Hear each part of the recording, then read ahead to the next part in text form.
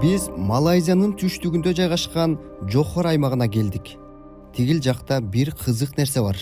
Жергиликтүүлөр аны эң калган шаар деп аташат. Эмне үчүн экенин бир караганда эле түшүнөсүз. Okay, this is Forest City. Бул Форест шаары.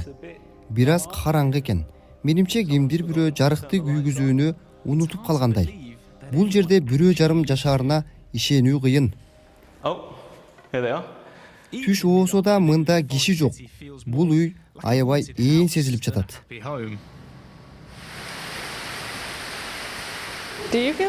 Сизге бул ээн калган шаардай сезилип жатабы?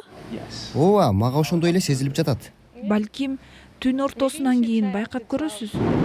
Биз Бейжиңден 3000 чакырымдай алыстыктабыз. Жоанна сыяктуу тургундар Кытайдын кыймылсыз мүлк тармагындагы кыйынчылыктарга туруштук берүүгө аракет кылууда.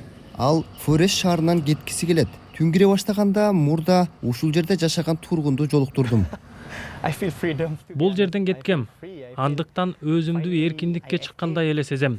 Бул көп миллиард долларлык долбоор. Жыйынтыгы элдин күткөнүндөй жакшы болушу керек эле. Бирок андай болбогону көңүлдү оорутат. Кыймылсыз мүлк курган Country Garden компаниясы бул жерде пляждары, ресторандары бар гүлдөп жаткан экологиялык таза аймак деп саткан. Кытай инвесторлору бул жерде экинчи үй катары алып, кийин аны жергиликтүү тургундарга ижарага бермек. Бирок биз буга чейин көргөндөй Кытайда мындай амбиция реалдуулукка дал келген жок. Кытай өкмөтү компаниялар канча карыз ала аларын жана Кытай жарандары чет элдик мүлккө канча корото аларын көзөмөлдөгөнү Форест шаарын баш аламандыкта калтырды. This place was supposed to be a restaurant. Бул жер ресторан болушу керек эле. Менимче артымдагы бөлмө сырткы көрүнүшүнө караганда ашкана болмок.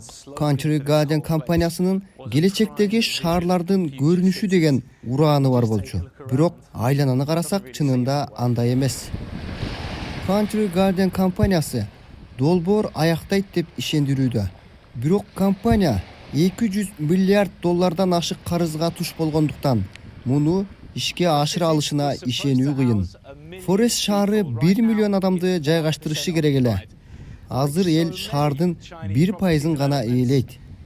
Кытайдын көптөгөн кыймылсыз мүлктөрү сыяктуу эле бул жерде да жылыш болбойт окшойт.